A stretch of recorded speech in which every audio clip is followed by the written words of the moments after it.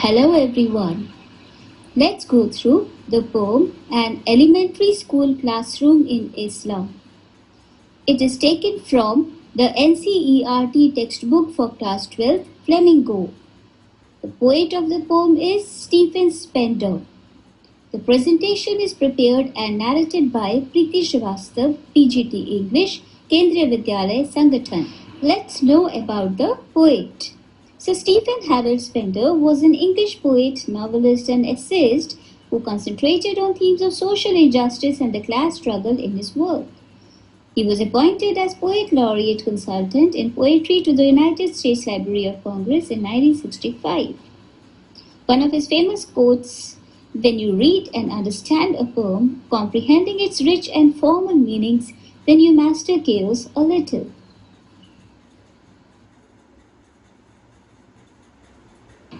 Let's understand about the theme of the poem. This poem was published by Stephen Spender in 1964. The poem resonates the poet's political views and brings forth the difficulties faced by the kids in slums. The poem was written to highlight the social injustice prevailing at that time in the world.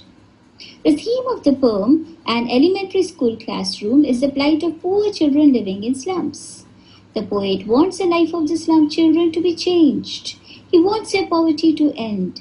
He wishes them to live in healthier, hygienic and beautiful environment. The poet has compared the condition of the haves, privileged children, and the have-nots, underprivileged children of the slum.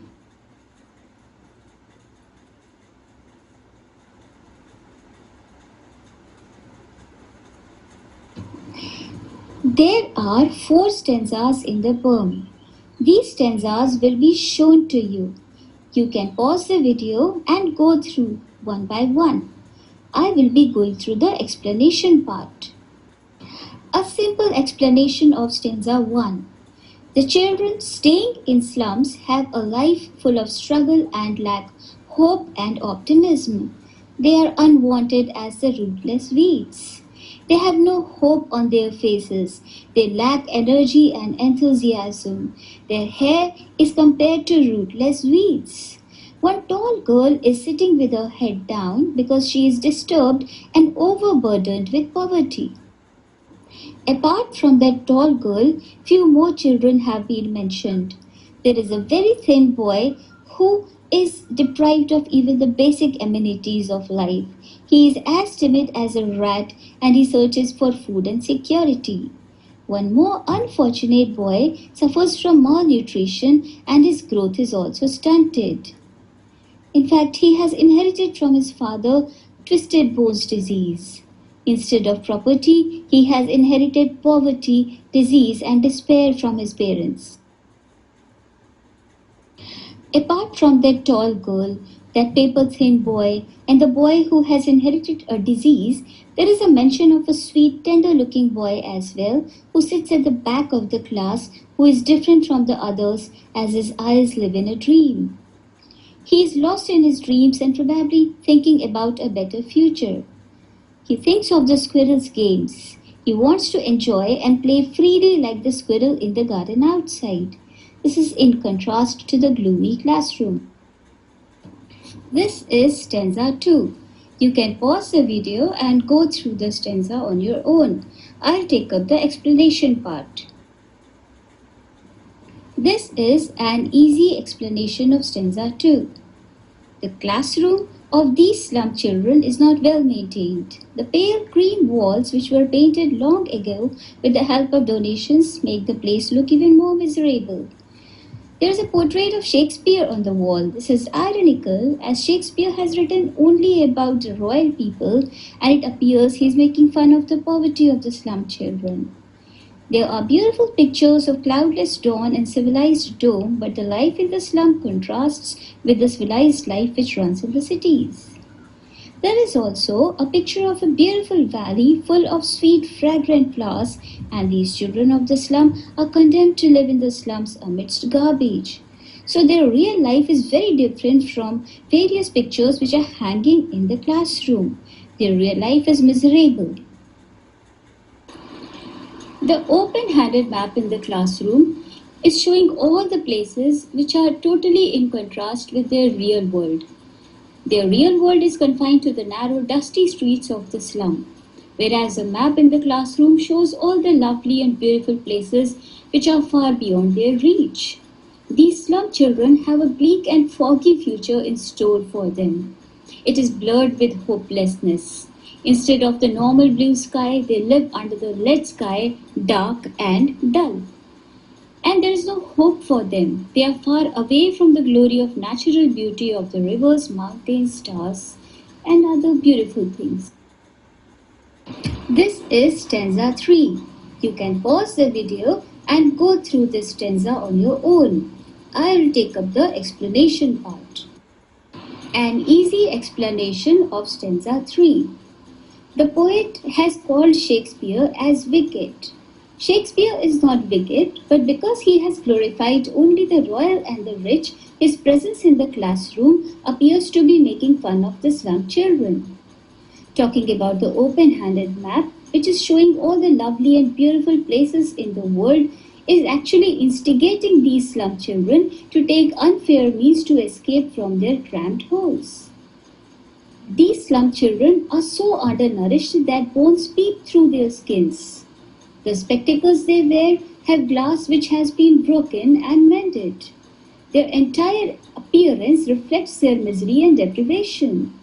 The poet has expressed his anger that the map on the classroom wall should show the reality of their life. It should show the huge slums, which is the real life for them. The slums which should lead them to dark future like hell, and that is the reality they are facing. And this is the last stanza. You can pause the video and go through the stanza on your own. I'll take up the explanation part. An easy explanation of stanza 4. The poet hopes that these children will break free from their morbid life from the chains of the slums. He has made an appeal to those in power and authority to liberate these children from the miserable slums and enable them to breathe in the fresh, beautiful and healthy environment. They should be able to let them run free on the golden sands. The poet has visualized freedom for these children. They should have the fundamental rights of education, otherwise their lives will be miserable. They should be able to learn not from the books alone, but also from the nature. The poet ends the poem on a note of positivity. He says that the people who strive for knowledge are the ones who create history. People who outshine others, who glow like the sun, who break free from the constraints of their restricted life are the ones who create history. In this video lesson, I have taken up word meanings. In the next video lesson of the same poem, I'll take up the poetic devices as well. So let's go through the word meanings. Gusty waves, stormy waves of sea, weeds, wild plants, pillow, pale and withered, gnarled, twisted, unnoted means unnoticed, dome, a large rounded roof ceiling that is shaped like half of a ball.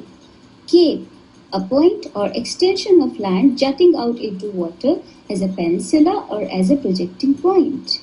Cramped, it means very narrow. Slyly, that means secretly. Slag, refuge, unwanted material. Blot, abolish or destroy. Doom, death or ruin, very bad event or situation that cannot be avoided. Catacomb, an underground place where people are buried. Azure, the blue color of the clear sky. I have taken up few extracts from the poem.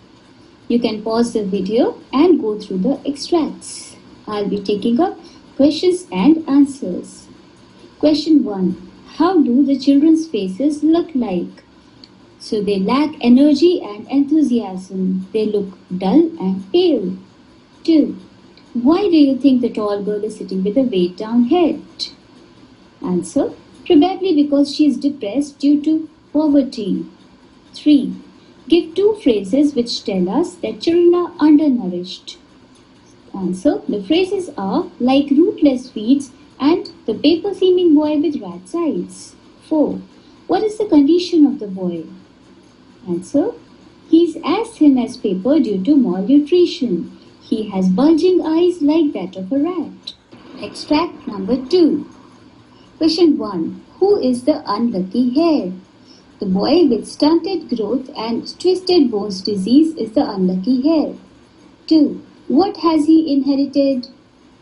Answer. He has inherited the gnarled disease of his father and as a result his growth is stunted. 3. Who is sitting at the back of the dim class? Answer. An unnoted, sweet young boy is sitting at the back of the dim class who is dreaming of squirrels playing games on trees. 4. Explain. Reciting a father's gnarled disease. Answer. The boy who has inherited a disease from his father is a living example of his father's poverty and suffering. Extract number 3. Question 1. Who are the children referred to here? These are the poor children living in the slum. 2. Which is their world? Answer. Their world comprises of the dull and unpleasant classroom and its windows amongst the dirty surroundings of the slum. 3.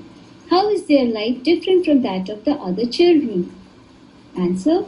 The other children who are healthy and have all the comforts and luxuries of life, but these poor slum children, their life is filled with darkness and hopelessness.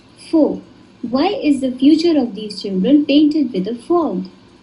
The future of these children is dark and uncertain. Therefore, the poet says that it is painted with a fog. Extract number 4. Question 1. Why is Shakespeare described as wicked? Answer. Shakespeare is not wicked, but because he has written only about the rich and the noble, and the slum children have got nothing to do with that richness. Their lives are troubled by hunger, despair, and failed aspirations. 2. Explain. From fog to endless night. This means their future, the life of these slum children is the same, whether it is morning, whether it is night. Their life is gloomy, filled with despair. 3. What does the reference to the slag heap mean? These are the undernourished bodies of the poor children. 4. How do they live in their holes? These poor children live like rats in their cramped little holes. Their houses are small, dirty, and congested. It's fog and darkness which dominate their lives. This is the last extract that has been taken up. Question 1. To whom does they refer? They refers to inspectors, visitors, governors, and those who are in power and authority. 2. What would they break? They would break the grim walls of the slum children's world which shut the children off from our world. 3. What does the poet want for them? The poet wants that these children should be properly educated. They should feel the energy and warmth of the sun, which is symbolic of light and knowledge. 4. What other freedom should they enjoy? The slum children should also get the opportunity to know the world and find their place under the sun. I have taken up few para-wise questions. Para 1. Question 1. Describe the faces of slum children. Their faces are dull and pale. They lack the energy and enthusiasm. They are far away from the playful happiness of waves. 2. How has the poet described the hair of the slum children? He has compared their hair to rootless weeds. They are rough and dull without any shine. 3. Who are the children that the poet has mentioned here? The poet has mentioned 4 children. A tall girl with weighed down head, probably due to the reasons of poverty. One undernourished boy whose eyes are restless, perhaps searching for food. Another boy who has inherited disease from his father. And one more boy who sits on the last bench, lost in the dreams of squirrels' games. Para 2. Question 1. How has the poet described the classroom walls? The walls stink, but the irony is that names of donors are mentioned on the wall, who never came back to the place to review the pathetic condition of the classroom. 2. What is hanging on the walls of the classroom? So there are beautiful pictures, There is cutout of Shakespeare as well as open-handed map. 3. What is the significance of the open-handed map? It is showing all the lovely and beautiful places in the world, but at the same time it is instigating the poor children of the slum to steal. 4. What does the real window of the classroom show to the children of the slum? The real window shows a dusty street blocked due to dirt. It also symbolizes the dark future of the slum children, which is blocked due to poverty. 5. What do stars of the words refer to? These are the fake promises of political leaders and rich people which they never intend to fulfill. Para 3. Question 1. Why has Shakespeare been called wicked? Shakespeare is not wicked, but because he has mentioned only about rich people and kings and queens, his presence in the classroom appears to be making fun of the poor children of the slum. 2. How has the poet described the poverty of the slum children? These children are undernourished. Their bones peep through their skin. Their eyes are weak and they wear glasses which unfortunately are broken. They live in houses which are nothing but catacombs devoid of fresh air and sunlight. 3. Like bottle bits on stones, explain. The eyes of the poor children are too weak. They are malnourished, but they cannot afford new glasses. They wear broken glasses through which the vision is unclear and blurred. The eyes are compared to stones and the glasses are the bottle bits. It also symbolizes the blurred and dark future of the slum children. 4. Which map the poet wishes to hang in the classroom? He wishes to hang a map which shows only slums. These slums should go on increasing as there is no end to their pathetic condition. Their future appears doomed. Para 4 and the last para. Question 1. What request does the poet make to the people? He urges the people to break the chains of poverty and helplessness of these poor children. He wants these poor children to come out. He wants them to run on the golden sand under the blue sky. They should learn from the nature instead of sitting in the dark classroom without any purpose. 2. History is theirs whose language is sun. Explain. The nation where children grow up in the lap of nature are happy and satisfied. They learn from the glory of the nature. They grow up to be contented elders in harmony with the nature. They work for the prosperity of the nation, and such nations create history. Thank you.